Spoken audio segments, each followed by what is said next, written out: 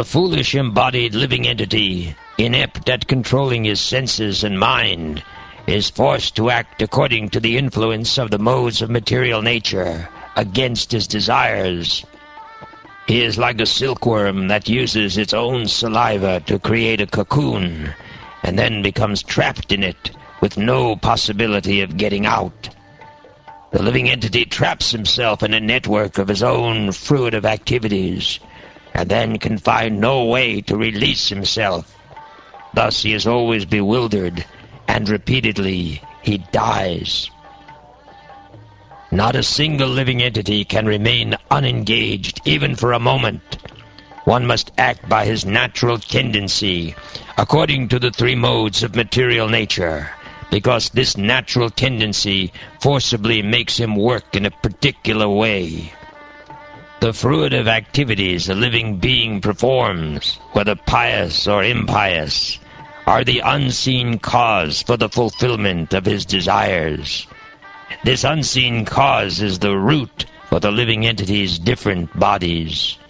Because of his intense desire, the living entity takes birth in a particular family and receives a body which is either like that of his mother or like that of his father. The gross and subtle bodies are created according to his desire. Since the living entity is associated with material nature, he is in an awkward position. But if in the human form of life he is taught how to associate with the Supreme Personality of Godhead or his devotee, this position can be overcome. In the beginning, this Brahmin named Ajamil studied all the Vedic literatures. He was a reservoir of good character, good conduct, and good qualities, firmly established in executing all the Vedic injunctions. He was very mild and gentle, and he kept his mind and senses under control. Furthermore, he was always truthful. He knew how to chant the Vedic mantras, and he was also very pure.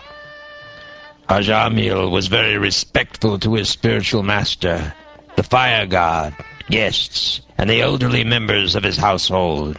Indeed, he was free from false prestige.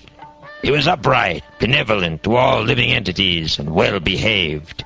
He would never speak nonsense or envy anyone. Once this Brahmin Ajamil, following the order of his father, went to the forest to collect fruit, flowers, and two kinds of grass called summit and kusha. On the way home, he came upon a Shudra, a very lusty, fourth-class man, who was shamelessly embracing and kissing a prostitute. The Shudra, he was smiling, singing, and enjoying, as if this were proper behavior. Both the Shudra and the prostitute were drunk. The prostitute's eyes were rolling in intoxication, and her dress had become loose. Such was the condition in which Ajamil saw them. The Shudra, his arm decorated with turmeric powder, was embracing the prostitute. When Ajamil saw her, the dormant, lusty desires in his heart awakened, and in illusion he fell under their control. As far as possible, he patiently tried to remember the instructions of the Shastras, not even to see a woman. With the help of this knowledge and his intellect, he tried to control his lusty desires. But because of the force of Cupid within his heart, he failed to control his mind. In the same way that the sun and moon are eclipsed by a low planet, the Brahmin lost all his good sense. Taking advantage of the situation, he always thought of the prostitute, and within a short time he took her as a servant in his house and abandoned all the regulative principles of a Brahmin.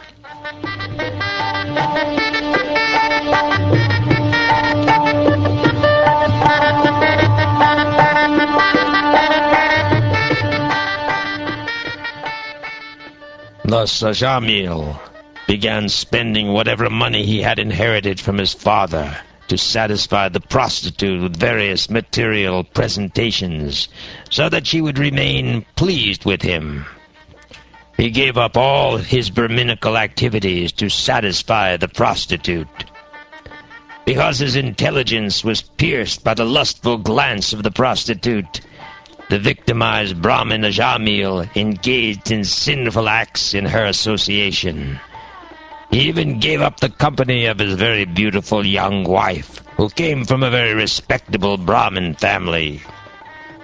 Although born of a Brahmin family, this rascal, bereft of intelligence because of the prostitute's association, earned money somehow or other, regardless of whether properly or improperly, and used it to maintain the prostitute's sons and daughters.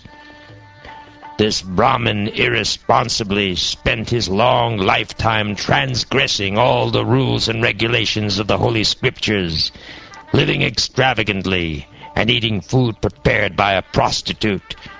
Therefore, he is full of sins. He is unclean and is addicted to forbidden activities. This man Ajamil did not undergo atonement. Therefore, because of his sinful life, we must take him into the presence of Yamaraj for punishment. There, according to the extent of his sinful acts, he will be punished and thus purified.